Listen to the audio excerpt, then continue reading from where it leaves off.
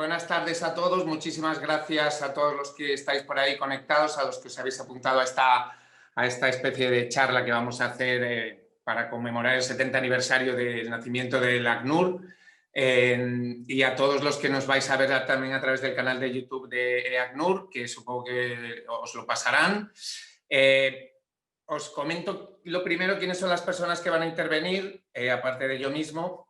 Como embajador de buena voluntad del ACNUR va a estar también Francesco Sciacca, que nunca sé si digo bien tu apellido, Francesco, director general del Comité Español de ACNUR. Sophie Müller, representante de ACNUR en España. Hola, Sophie. Y Roberto Miñone, coordinador de emergencias de ACNUR en América Latina. Buenas tardes también. Bueno, pues lo primero quería dar las gracias a toda la gente que se ha conectado con nosotros, que quieren participar porque de alguna forma tienen algo que ver con el ACNUR. Contaros que, bueno, que cuando nos dimos cuenta que cumplíamos 70 años, pues pensamos cómo podíamos o qué podíamos hacer. Está claro que no queríamos hacer una gran celebración porque, por desgracia, el hecho de que haya actualmente aproximadamente 80 millones de personas refugiadas en el mundo, desplazadas, no da para muchas celebraciones, pero sí queríamos de alguna forma poder expresaros nuestro agradecimiento a todos los que nos ayudáis, socios, donantes, amigos del ACNUR, que nos ayudáis a que podamos seguir trabajando día a día, poner en marcha proyectos, proteger a la gente, a esos 80 millones de personas, de seres humanos que lo han perdido todo. Ojalá no existiéramos, yo lo digo siempre y en eso creo que estamos todos de acuerdo. Ojalá no tuviéramos que existir, ojalá no hubiera tantos millones de personas desesperadas que han tenido que dejarlo todo atrás y que han tenido que cruzar una frontera e instalarse en un campo de refugiados. Ojalá que no tuviéramos que estar salvando vidas, pero por desgracia no nos queda otra. Como supongo que muchos lo sabéis, pero para los que no lo sabéis, el ACNUR se creó en el año 1950 para un poco resolver la crisis de refugiados que había quedado de la Segunda Guerra Mundial. Se creó con carácter temporal para 3 años y 7 décadas después, 70 años después, aquí seguimos, salvando vidas, protegiendo a la gente, reunificando familias, dando cobijo, protección a los refugiados, a las personas desplazadas, a los apátridas. Y lo podemos hacer gracias a vuestra generosidad. Sabéis que España es líder en solidaridad en el caso de ACNUR. Somos uno de los países del mundo que tiene más socios y que más generosamente contribuye a la causa del ACNUR. Así que lo primero, gracias España por ser tan solidarios y por ser tan generosos. Y lo segundo, quería hablaros en nombre propio para aseguraros que toda esa ayuda que tan generosamente nos dais llega toda. Y llega a los sitios donde más falta hace. Yo ahora os contaré muy brevemente. He estado en muchas misiones en muchos países y lo he podido ver con mis propios ojos. Por eso yo doy fe de que el dinero que recaudamos, que os pedimos y que tan generosamente nos donáis, llega y bueno, da esperanza y da futuro y salva vidas y da protección y cobijo y refugio y muchas otras cosas más que podemos hacer. Si queréis, perdonad, yo voy a beber un poco de agua. Si queréis, es que tengo una sorpresa. Si queréis os cuento cómo empecé yo, seguro que cada uno tiene una historia, de los que estáis conectados hoy, cada uno tiene un vínculo con el ACNUR porque le llegó de alguna forma, pero yo ya lo he contado muchas veces, pero me encanta contar la historia y es cómo conocí yo el ACNUR y cómo me enredé en esta historia que se ha convertido en parte de mi vida y además en una de las partes mejores de mi vida, algo como que ha dado sentido a todo lo demás, a esta vida loca que tengo yo de la tele y las cámaras y los programas de televisión y la fama. Estaba haciendo un programa de televisión y ahora viene la sorpresa, Estaba haciendo un programa de televisión y me llegó un paquete de ACNUR con esta camiseta tan chula. Es la misma, la que me llegó hace 12, 14 años.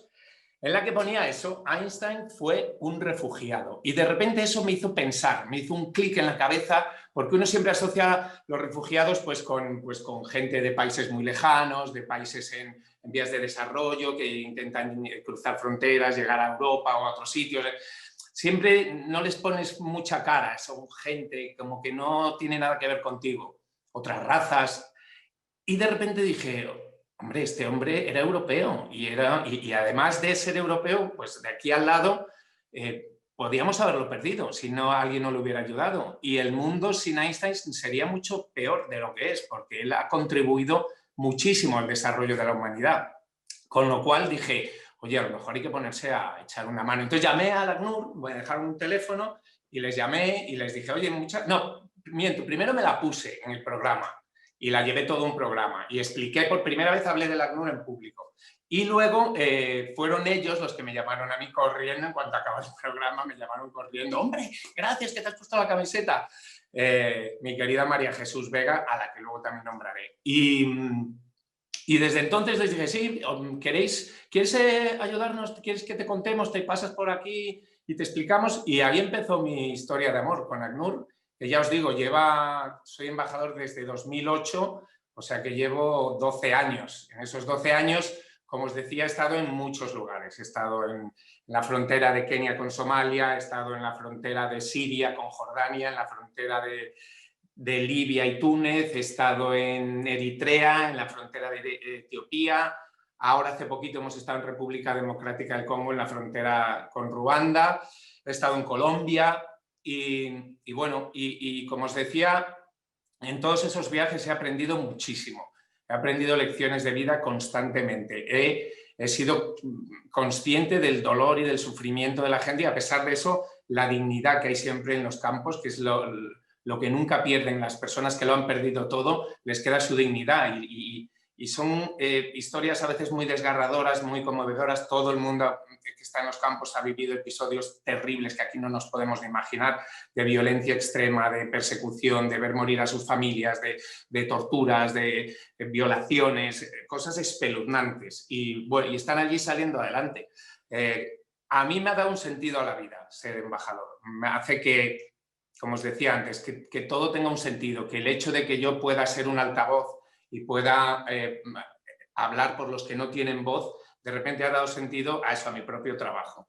Quiero dar las gracias también, hablando de mi trabajo, antes de terminar y ya daros el paso a Francesco, quiero dar las gracias a todas las empresas, personas, instituciones a las que he llamado, a las puertas que he llamado, porque todas, prácticamente todas sin excepción, han sido también muy, muy generosas conmigo. Empezando por mi propia empresa, Mediaset España, con la que tiene un compromiso muy, muy especial. Mi jefe, el consejero delegado Paolo Basile, nos ayuda siempre todo lo que puede, se preocupa por mí en las misiones, me llama para ver cómo va la cosa.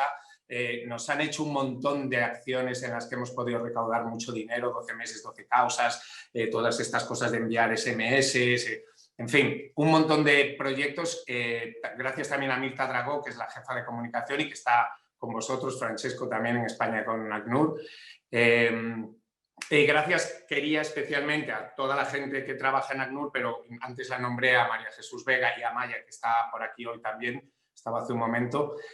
María Jesús Vega, que es mi mano derecha, mi mano izquierda y el alma de todas las misiones. Ella nos cuida, nos protege, nos orienta, nos informa, está pendiente de mí las 24 horas, me cuida muchísimo para que no nos pase nada, porque desgraciadamente algunos de sus países no son demasiado seguros. Y por último ya de todo, aunque a él no le gusta nada salir ni decirlo, le quería dar las gracias al otro embajador, como le llamo yo, de ACNUR, el que no conoce la gente, pero que trabaja tanto o más que yo, que me acompaña a todas las misiones, que coordina con María Jesús todas las acciones que hacemos, que es mi marido, Roberto, y que sin él tampoco podría hacer todo lo que hago para el ACNUR. Así que, nada, Francesco, a partir de ahora todo tuyo y nada más. Un beso a todos. Muchas gracias, Jesús. Yo me acuerdo en nuestro primer viaje que hicimos, ¿te acuerdas?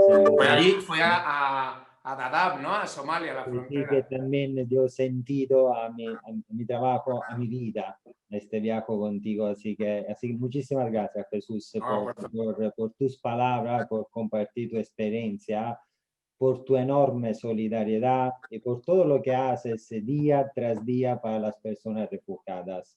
Jesús y Roberto, para nosotros, para España con NUR, es un enorme placer contar con vosotros.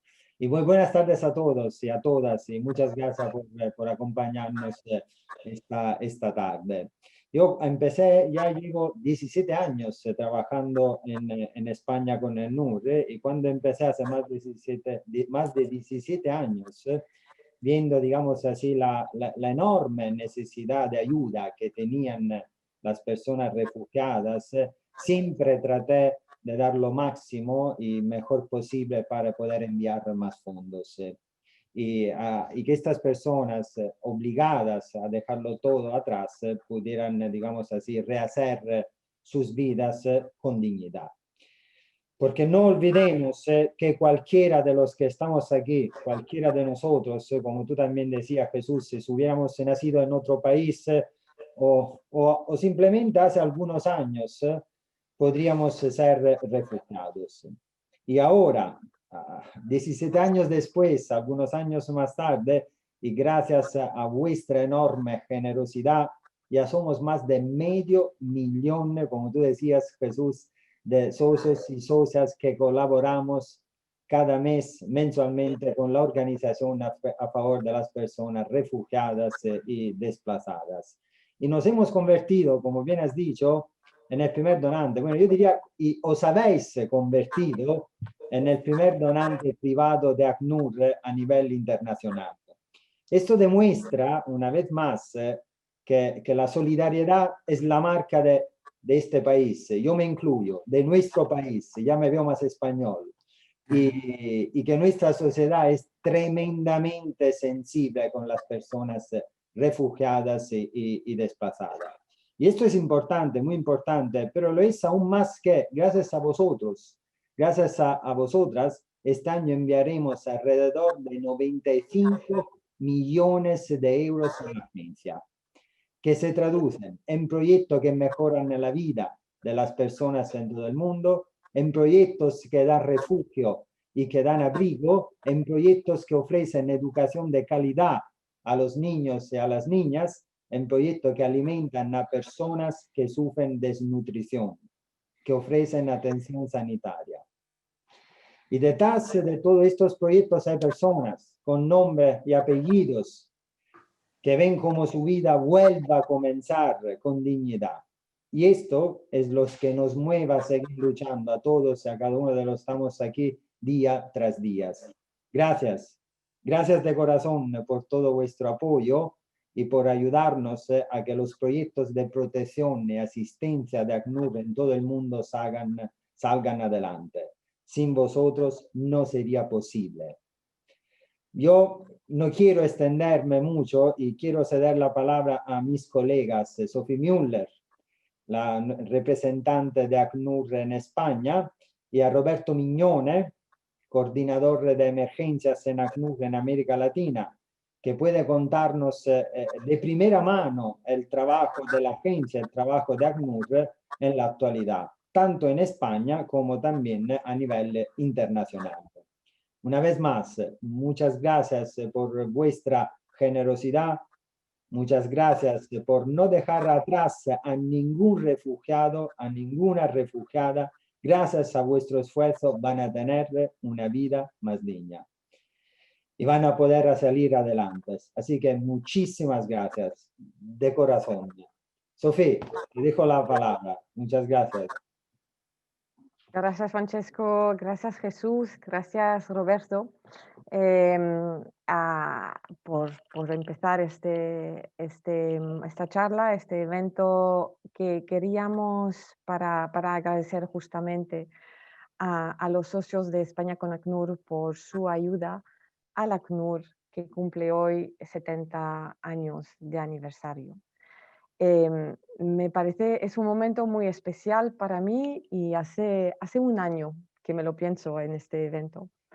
Hace un año que llegué a España en mi nueva carga de representante de ACNUR aquí y me acuerdo de mi primera visita a la oficina del comité y la emoción, tengo que decir, pues una emoción muy fuerte de ver el call center, de ver la energía, la dinámica muy, muy fuerte de compañeros de España con ACNUR, esta adrenalina de conseguir más y mejor para nosotros, para mi trabajo anteriormente en emergencia, para el trabajo de mis compañeros de ACNUR, para poder dar lo necesario a los refugiados, para estar a la frontera salvando vida, haciendo protección con presencia, como no nos va a comentar Roberto después.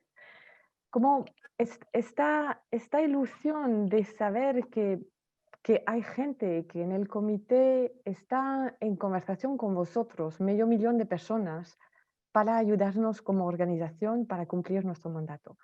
Eso me ha dado una emoción muy, muy grande, muy fuerte.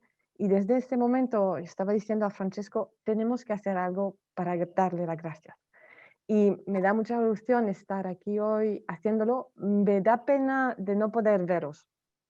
Solo pues estar como frente a esta pantalla sin poder pues miraros en la caja, miraros vuestros ojos y sonrisas.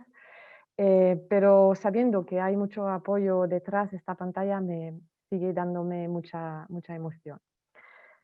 Quiero empezar pues con el comité justamente. Sabéis que en España pues somos dos brazos de la misma organización, ¿no? La operación ACNUR, de la que soy la representante, y España con ACNUR. El comité que nos ayuda con Francesco a su cabeza y todo un equipo muy grande, muy fuerte, que nos ayuda a llamar la atención, a llamar la atención, a hacer público la causa de la protección internacional, del refugio. Y eso pues es un equipo muy fuerte y siempre pues acabamos de pasar una hora por teléfono con Francesco justamente hablando estratégicamente de cómo podemos seguir mejorando nuestro trabajo común para llamar esta atención, para conseguir un mejor ambiente de protección aquí en España. Y de eso quería comentarles un poquito lo que es una operación de ACNUR en Europa, porque parece, no es la imágenes que vosotros conocéis de los grandes campos de refugiados, de las carpas, del agua, de la salud, de la educación, que quizás las imágenes que tenéis de Dadaab, de Zahatri, de los campos en Bangladesh, o en Ruanda, o donde yo trabajé en Burundi, en Benín o en las Filipinas.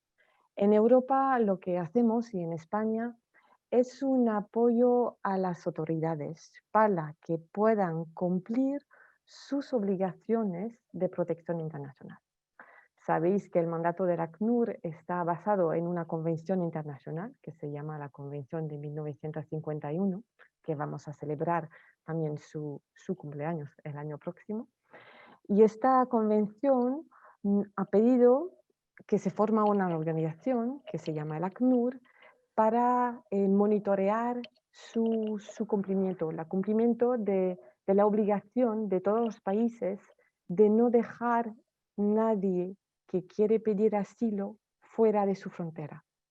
Es el principio de no devolución, que es la piedra angular de lo que es asilo.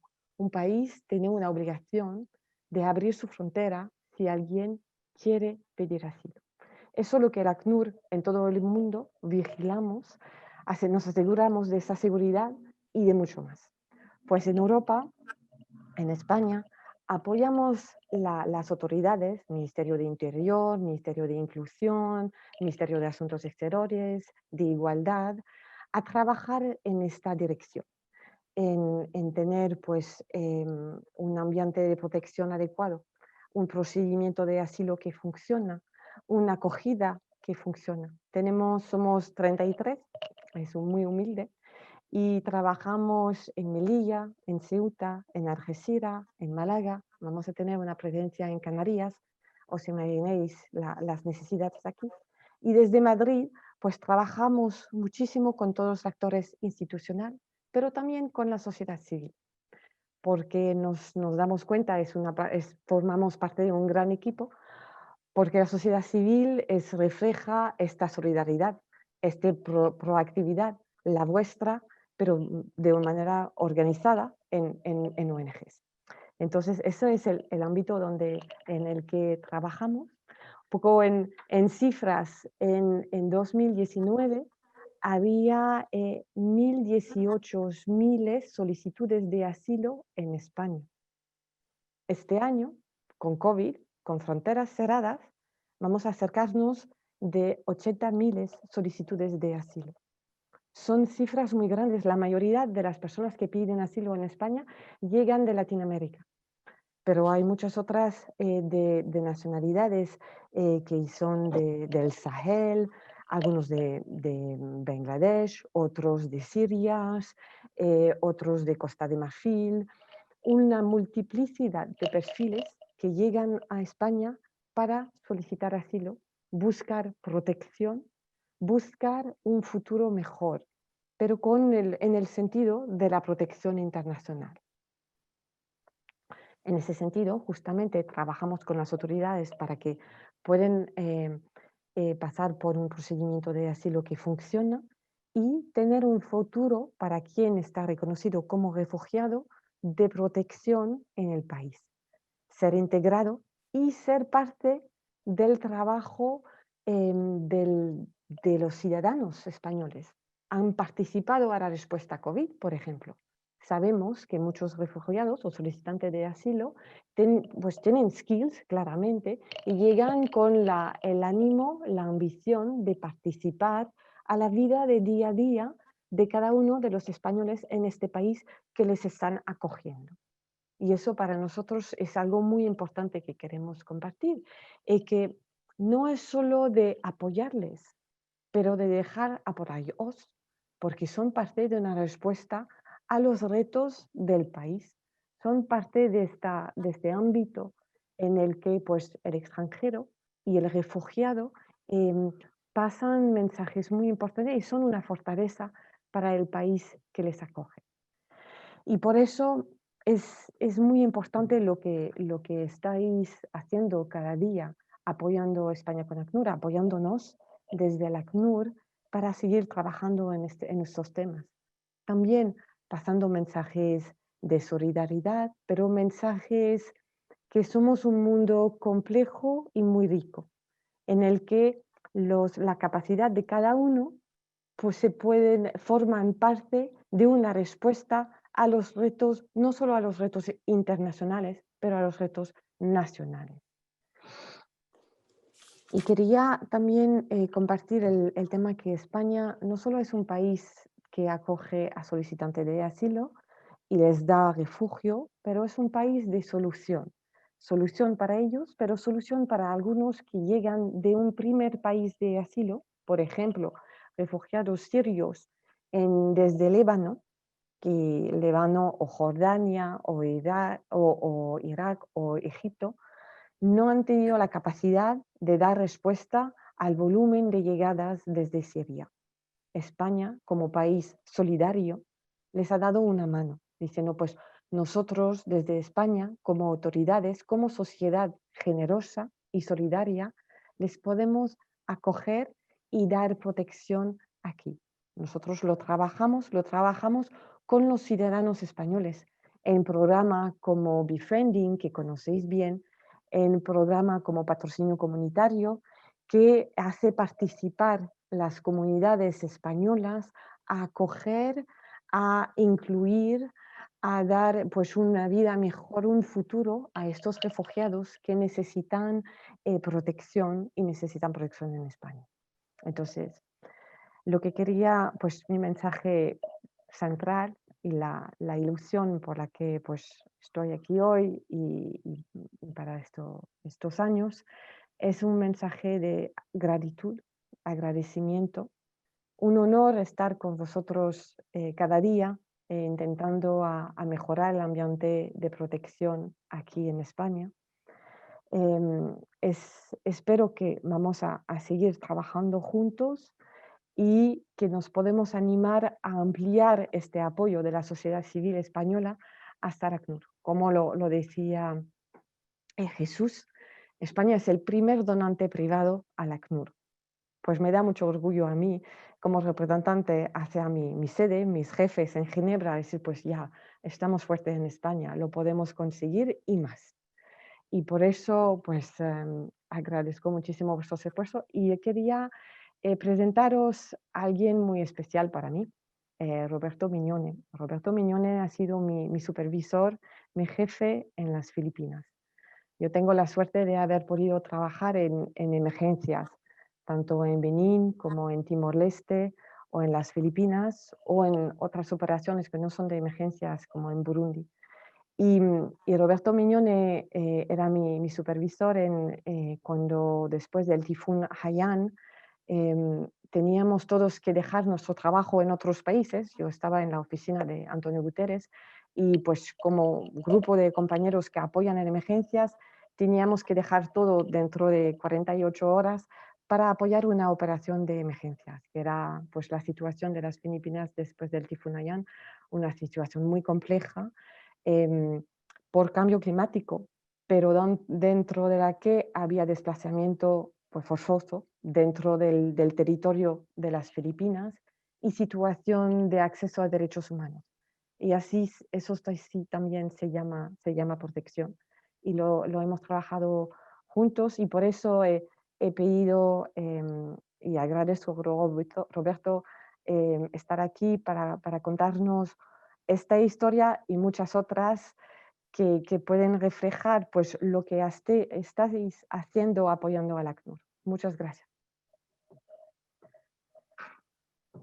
Gracias, Sofía, por las lindas palabras. Fue un honor y un gusto trabajar contigo en las Filipinas.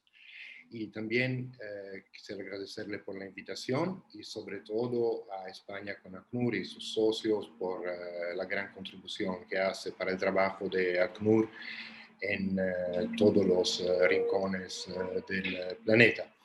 Yo llevo 28 años en ACNUR, he trabajado casi siempre en zonas de frontera, con operaciones, protección, emergencias, y en este momento soy coordinador de operaciones y de emergencia para América Latina.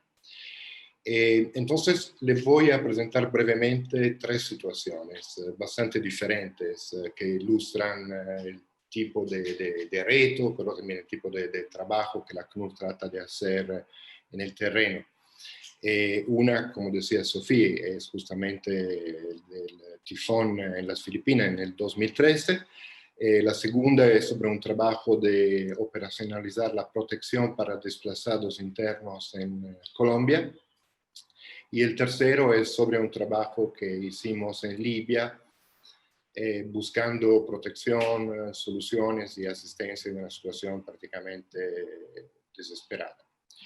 Entonces, empezaría con el tifón que golpeó muy duramente las Filipinas en noviembre de 2013. Imagínense que en este tiempo Colombia, que era el país que más desplazados tenía en el mundo, tenía 5 millones. Y les había tomado 50 años para llegar a 5 millones de desplazados. En las Filipinas, en una noche, hubo 4.1 millones de personas afectadas, víctimas, desplazados, que lo perdieron todo. Además, para complicar la situación todavía más, había un conflicto armado en la zona en donde el tifón golpeó, un conflicto entre la guerrilla de la National People Army y el ejército de las Filipinas, lo que podía poner en peligro también a las víctimas y también a las organizaciones que trabajaban ahí.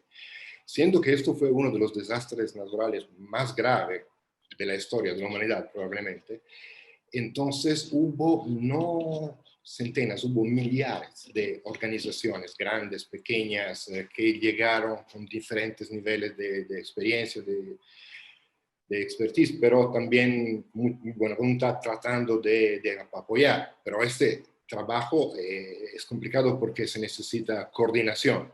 Entonces el ACNUR coordinaba sobre todo los esfuerzos de protección de todas estas organizaciones.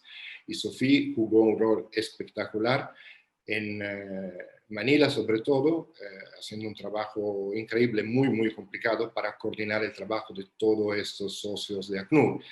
Yo estaba haciendo un trabajo complementar que no hubiera podido hacer si Sofía no hacía el trabajo en la capital, en el terreno. Entonces ahí también creamos 6 grupos de protección en donde participaban agencias de Naciones Unidas, ONGs, iglesias, diferentes grupos y también algunas autoridades como la Comisión de Derechos Humanos, que sería la Defensoría del Pueblo, el Ombudsman Office de Filipinas. Entonces tratamos que estos grupos fuesen no solo un grupo de intercambio de información, coordinación, sino también hacer actividades conjuntas. Entonces, por ejemplo, hacíamos misiones conjuntas, lo que creaba un espíritu de equipo y daba una lectura común de los fenómenos que podíamos observar. Dábamos capacitaciones conjuntas a actores como la policía de Filipinas, las autoridades nacionales, las autoridades locales, y también le voy a dar un ejemplo todavía más concreto. Cuando hubo esta devastación total, había aviones militares de otros países que llegaban, o también aviones civiles, que llegaban para descargar muchísima asistencia. Y la gente estaba tan desesperada que había una stampede, la gente corría para subir a estos aviones y escaparse de este infierno. El problema ahí era que en ciertos casos alguien podía aprovechar de esto, podía haber traficantes de personas, había hombres adultos con niñas que no eran sus parientes, no tenían documentos. Entonces cuando observamos esto, este equipo de protección, por ejemplo, comenzó a hacer un filtro al aeropuerto cuando llegaban estas olas de personas para subir a los aviones. Se trataba de organizar un mínimo la cosa para evitar los riesgos, ¿no? Sobre todo para niñas y niños y mujeres, para que no fueran traficados. Entonces, si había alguna sospecha, parábamos el caso y estudiábamos si necesitaban de protección o si podían seguir. También se dio muchísima asistencia material. Entre todas las organizaciones que hubo, se hizo después una evaluación y el ACNUR fue, de todas estas miles de organizaciones, fue la organización que dio más apoyo material. Por ejemplo, en términos de carpas, hubo miles y miles de carpas de ACNUR distribuidas en todas las zonas afectadas. Y otras cosas también, como lámparas solares. Uno diría, ¿por qué la lámpara solar? ¿A qué sirve? Bueno, primero porque no había electricidad. Entonces, esto servía también para dar luz, para la protección, para que fuese menos oscuro y peligroso, para los niños poder seguir leyendo, estudiando. Y también estas lámparas permitían cargar los celulares.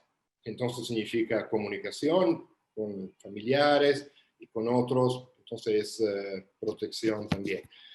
Otro trabajo de coordinación que se tenía que hacer era evitar que algunas organizaciones tal vez dieran prioridad a zonas que tal vez no eran tan prioritarias, ¿no? O sea, para que no fuesen todos a trabajar en el mismo lugar. Y después había lugares más remotos en donde era más difícil trabajar, más peligroso, menos visible, pero se necesitaba todavía más trabajar ahí. Entonces también el ACNUR hizo un esfuerzo de nosotros mismos primero, pero después llevarse también a otros actores a trabajar en este tipo de zonas. Y la última cosa que quisiera decir sobre la experiencia de Filipinas es que cuando comenzamos el phase out, tratamos de dar el liderazgo de este grupo de protección que seguía operando, tratamos de darlo a un actor nacional muy importante, muy bueno, que era la Comisión de Derechos Humanos.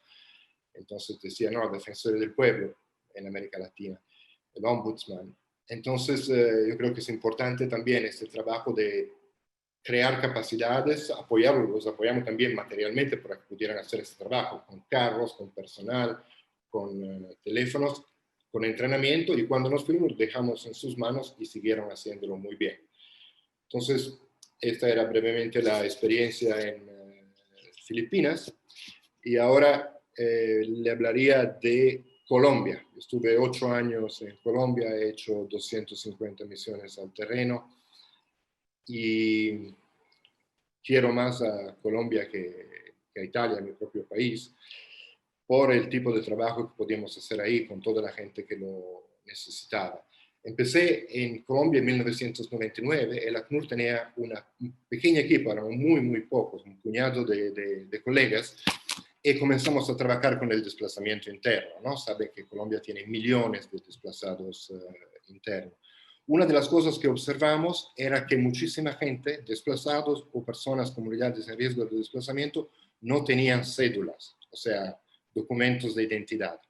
Y en Colombia esto puede ser la diferencia entre la vida y la muerte. Si alguien es parado a un retén de paramilitares o de guerrilleros o de narcotraficantes, si nadie puede demostrar quién es, entonces ellos piensan que es un espía del grupo opositor y entonces podrían también matar a esta persona. Y además vimos que estaban afectados sobre todo indígenas, afrocolombianos, campesinos, gente que vivía en estas zonas que estaban controladas por estos grupos armados y no del Estado prácticamente no tenía presencia.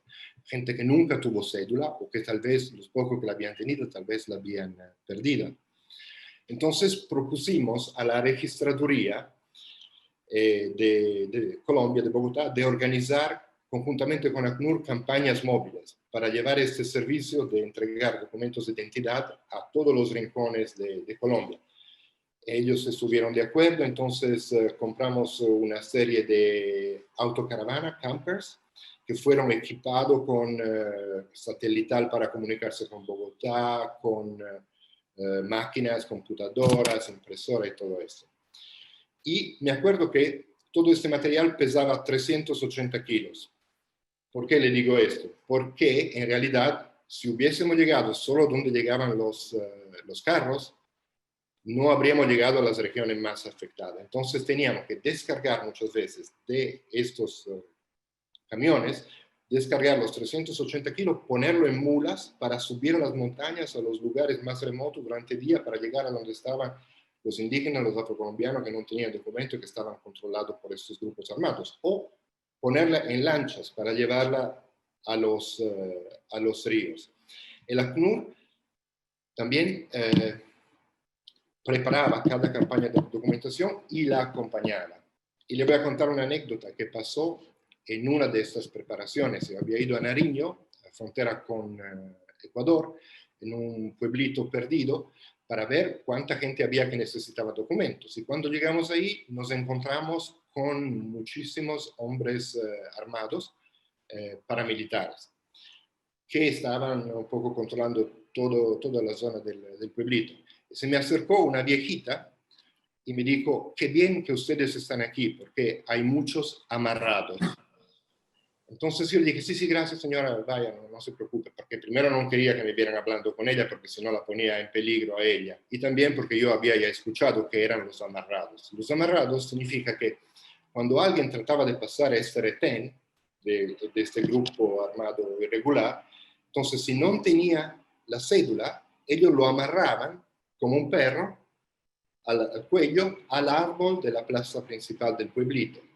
Y si alguien en los días después venía y decía, no, pero esto es Juan Pablo, lo conozco, es un campesino, no es un guerrillero, y tal vez nunca ha tenido cédula, yo puedo garantizar por él, entonces lo soltaban. Pero para los muchos que no tenía nadie que podía garantizar por ellos, ellos desaparecían y terminaban muertos en el río. Entonces, digamos, este tipo de intervenciones salvaban vidas. Y empezamos en 1999 y yo me fui de Colombia a India en el 2010. Y en este tiempo, ahora probablemente es más, logramos entregar documentos de identidad a más que 1 millón de colombianos. La mayoría muy vulnerables, mujeres, indígenas, afrocolombianos, campesinos. Y eso era también parte del trabajo de protección por presencia. Porque yo creo que nuestra más grande contribución no fue tanto la idea del proyecto o entregar el material para poderlo hacer. La más grande contribución era que todas estas centenas de misiones de la registraduría estaban acompañadas por alguien del equipo de ACNUR. Porque si no, los grupos armados irregulares no hubieran dejado entrar a esta gente a estas zonas que ellos controlaban. Porque iban a pensar que o bien eran espías del Estado, del gobierno, o bien eran una actividad de politiquería, ¿no? Querían tener más gente que votara para ellos. Pero si venían con ACNUR, los grupos armados no se respetaban y entonces dejaban entrar a la registraduría con nosotros y los dejaban trabajar. Y ese tipo de trabajo lo llamamos también protección por presencia. Para darle una idea, en el 2009, el último año que estuve enteramente en Colombia, me puse a calcular cuántas misiones hemos hecho al terreno, ACNUR, en Colombia. 2.300 misiones en un año.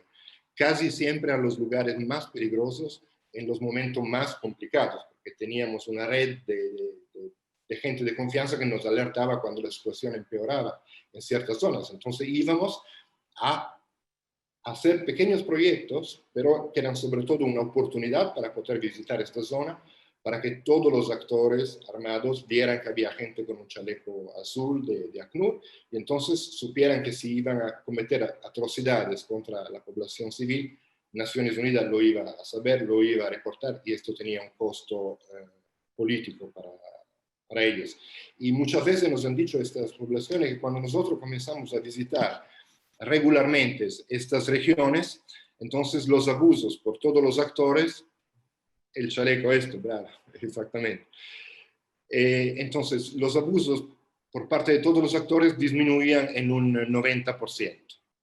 Pero claramente Colombia es grandísima, es grande 2 veces Francia, entonces aún con 2.300 misiones hacíamos todo lo posible, pero no podíamos proteger a todos. Y el último ejemplo que le quiero dar es más reciente. Yo estuve como representante o jefe de misión en Libia de 2017 a 2019. Creo que ustedes están familiarizados con la situación terrible que había ahí. Miles de refugiados y migrantes estaban detenidos en centros de detenciones en condiciones subhumanas. Y entonces lo que hacíamos era visitar a estos centros de detención, detectar a las personas que venían de países que podían producir refugiados, justamente Somalia, Eritrea, Sudán, Siria y otros países. Y por cada caso íbamos a escribir una carta a las autoridades libias para que lo liberaran. Y una vez que lo soltaban, nosotros nos ocupábamos de ellos. Había decenas de miles de refugiados en la comunidad, aparte de los que estaban en los centros de detención. Entonces lo liberaban y nosotros los asistíamos. Esto funcionó bien en 2017. Pero de repente las autoridades libias ya empezaron a no liberar a la gente cuando nosotros les escribíamos una carta. Entonces cambiamos de estrategia y decidimos hacer una estrategia doble. Por un lado, evacuar de Libia, hacerlo salir de este infierno a miles de personas, lo más que podíamos. Y por otro lado, crear un centro de tránsito que fuese manejado por el ACNUR mismo.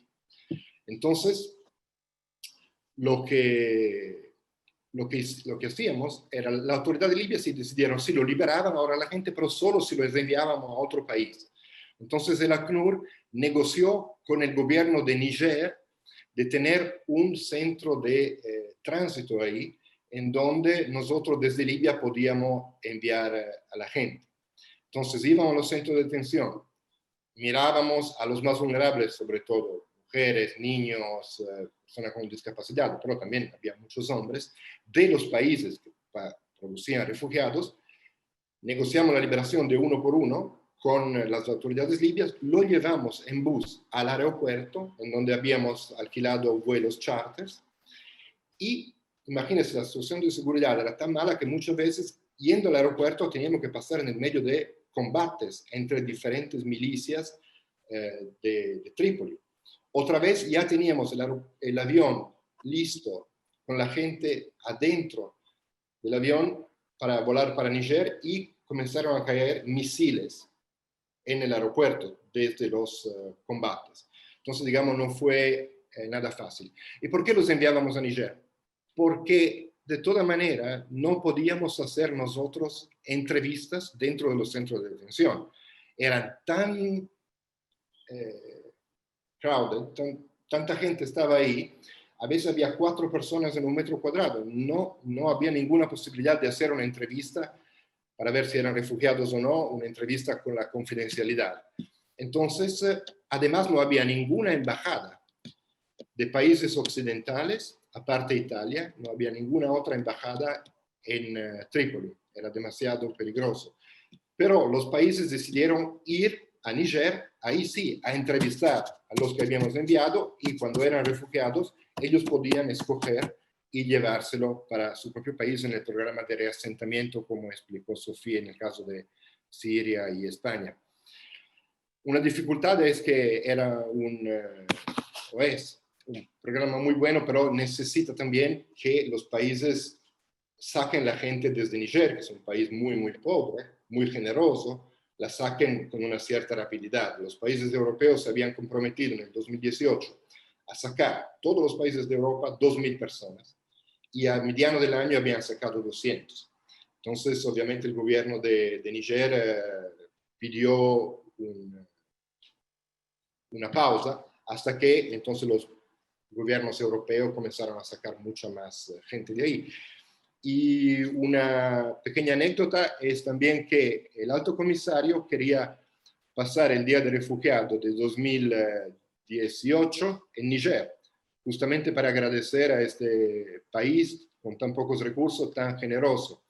Pero primero pasó en Libia. Entonces le propusimos, ¿por qué no tratas de volar con uno de estos vuelos charters?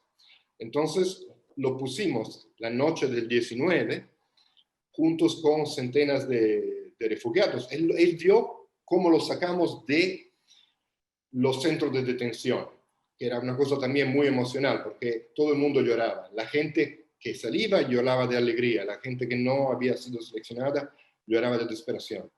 Y entonces el alto comisionado lo llevamos al aeropuerto, pero por suerte este día no hubo combates ni misiles, y entonces salió con los refugiados, voló y llegó con ellos a Níger el 20 de junio, el Día Mundial de Refugiados, para celebrarlos con ellos ahí.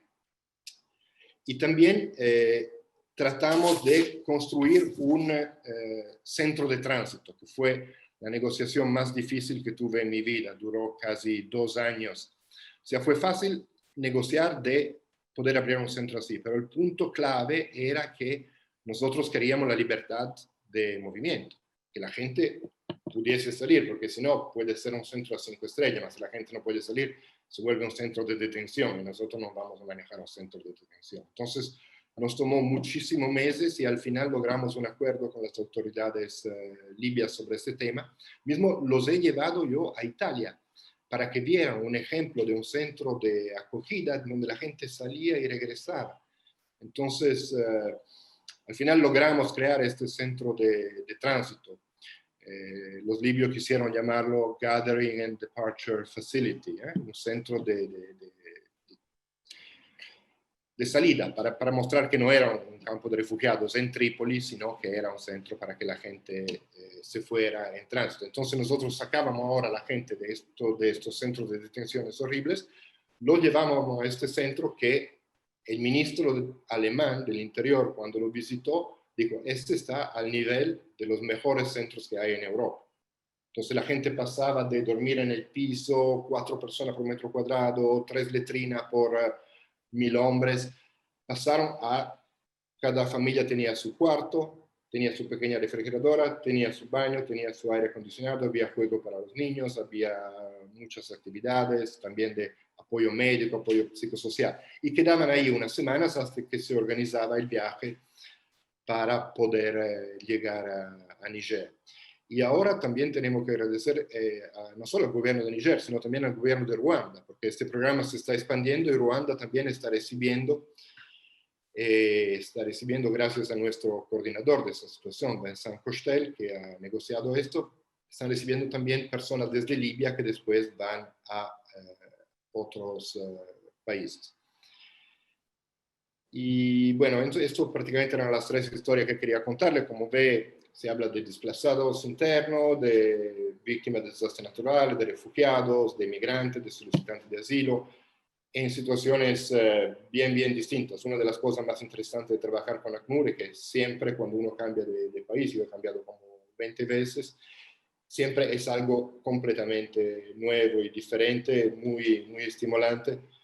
y también gratificante, rewarding. Y podemos hacer este tipo de trabajo sobre todo gracias a la generosidad de organizaciones como España con ACNUR, de sus socios, y eso es súper importante. Y también a embajador de buena voluntad como Jesús Vázquez, que también agradecemos mucho. Entonces, quería concluir así diciendo muchas gracias, España. Muchas gracias, Roberto. Bueno, muchas gracias, Jesús. Muchas gracias, Sofía. Muchas gracias, Roberto Mignone. Gracias a la enorme labor que realizáis para mejorar y mucho la vida de miles y miles de personas. Muchas gracias.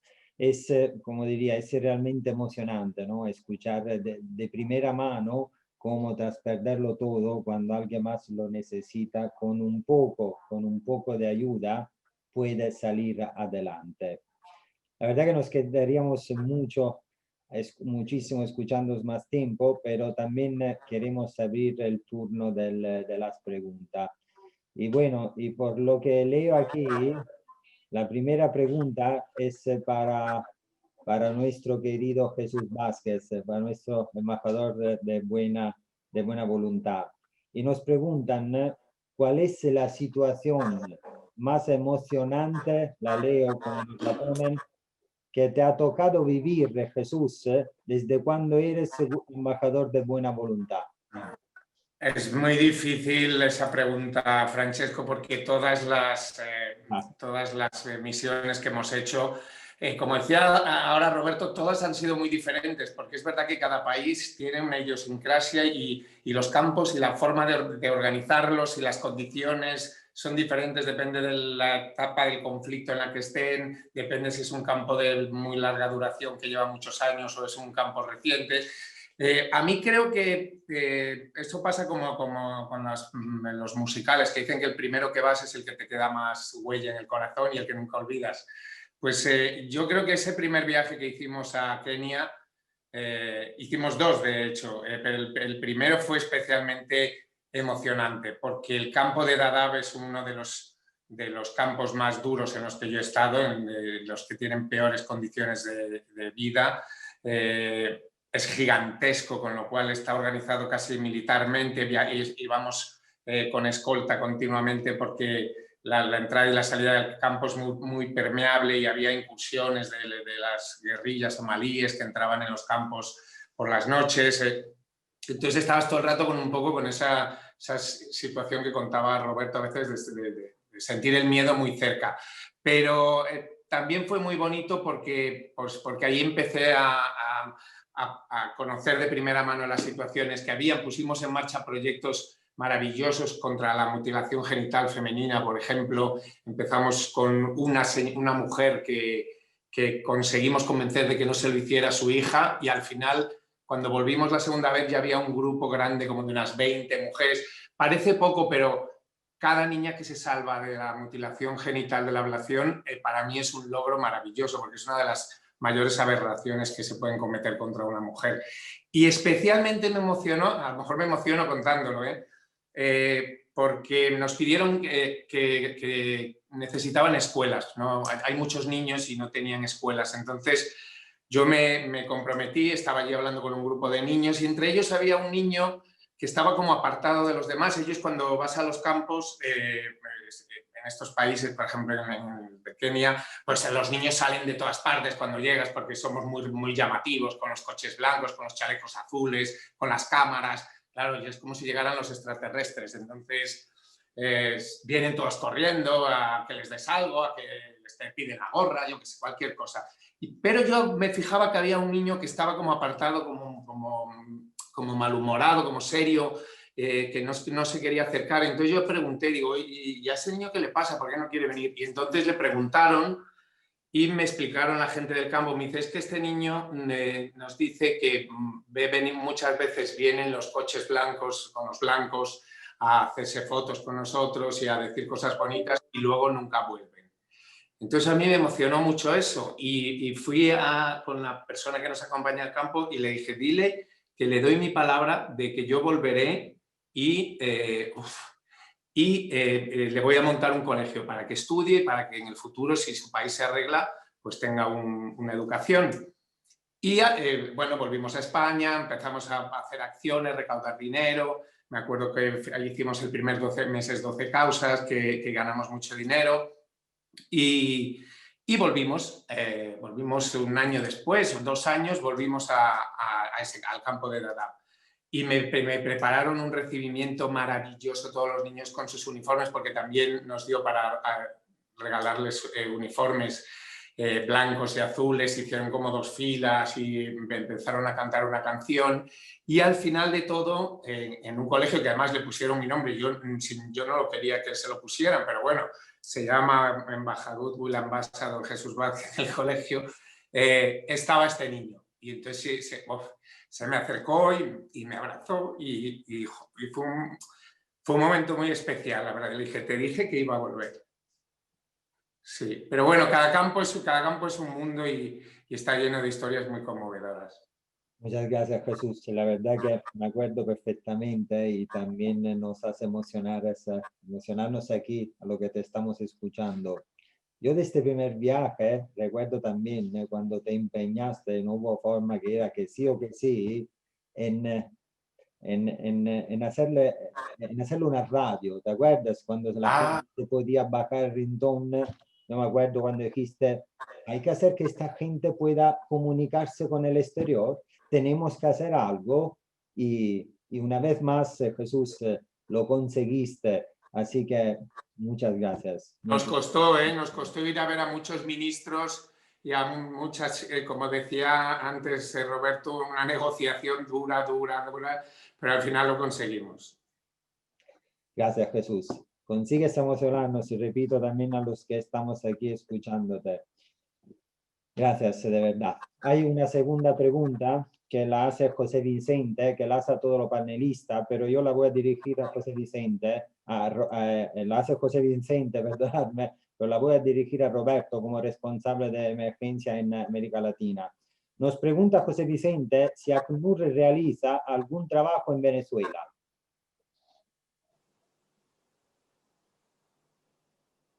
Sí, ¿me escuchan? Sí, te escuchamos muy bien.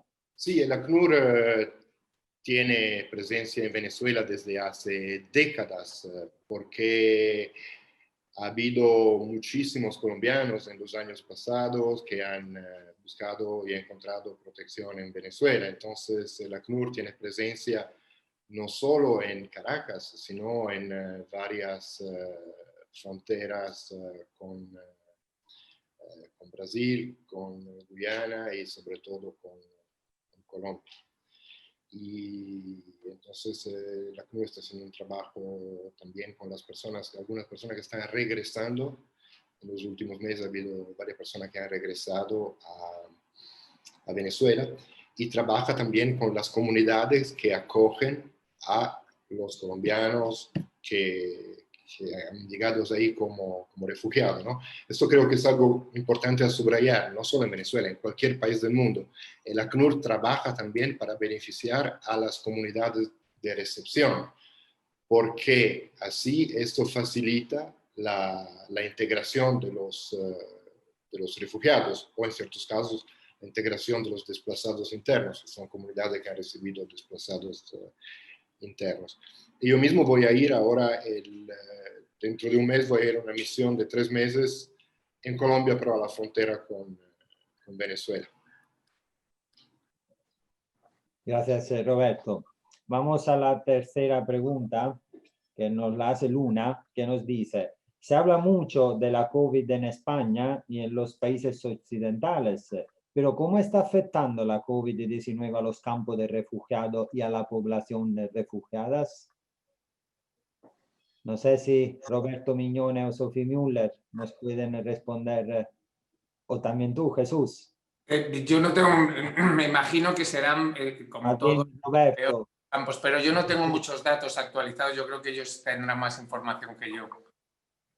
Bueno, en América Latina no hay campos de refugiados, ¿no? Los refugiados están normalmente en las comunidades, que es una solución mucho mejor que estar en campo de refugiados. Como decía Jesús, muchas veces son lugares terribles como de Dadaab.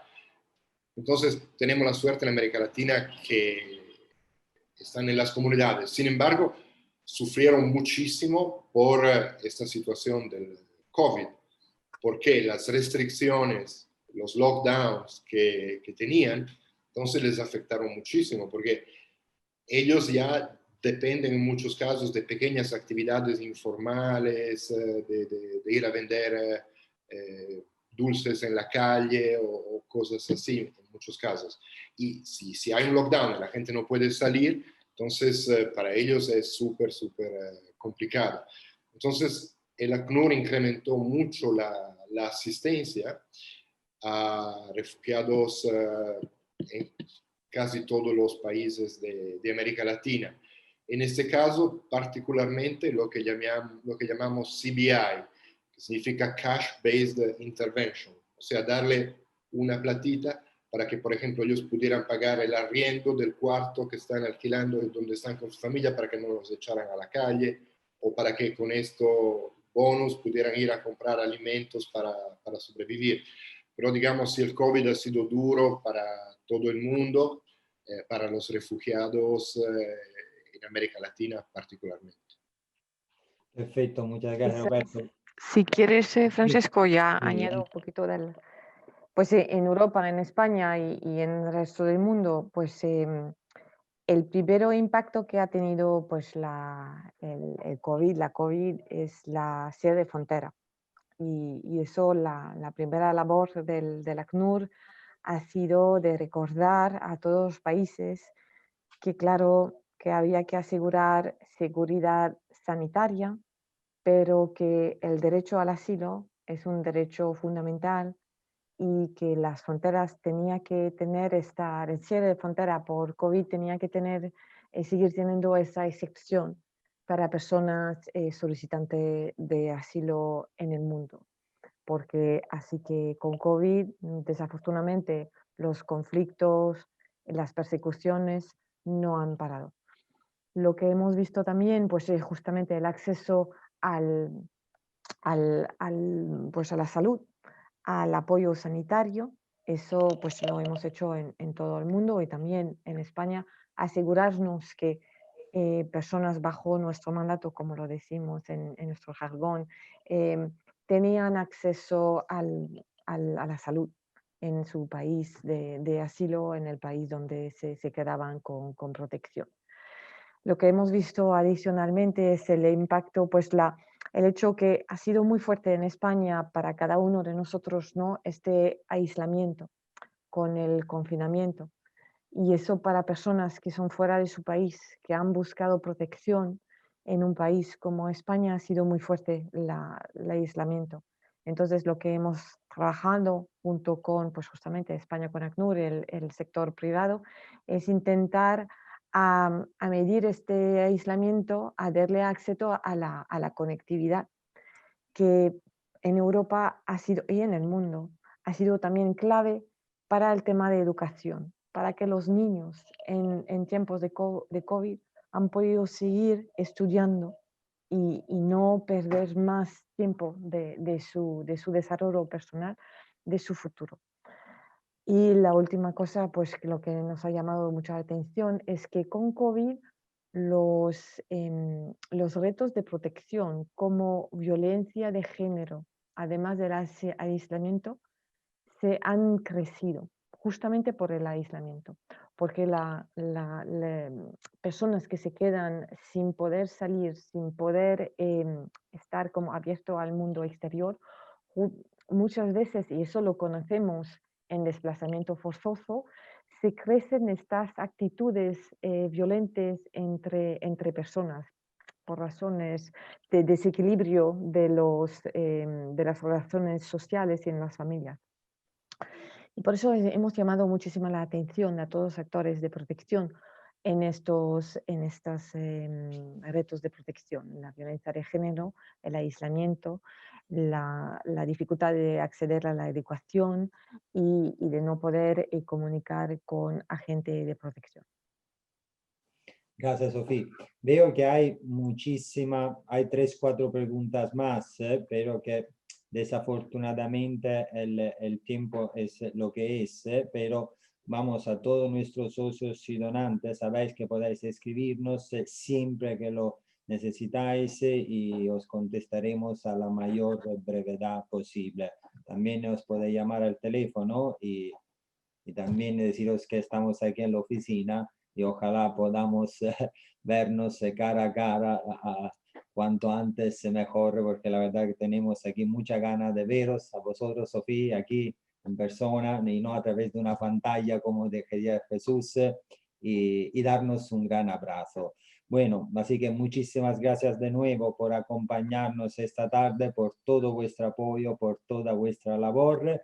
Y os dejamos a todos los socios y socias con un pequeño video resumen con el que queremos agradecer toda vuestra ayuda, todo vuestro apoyo, que como he comentado es más necesario que nunca.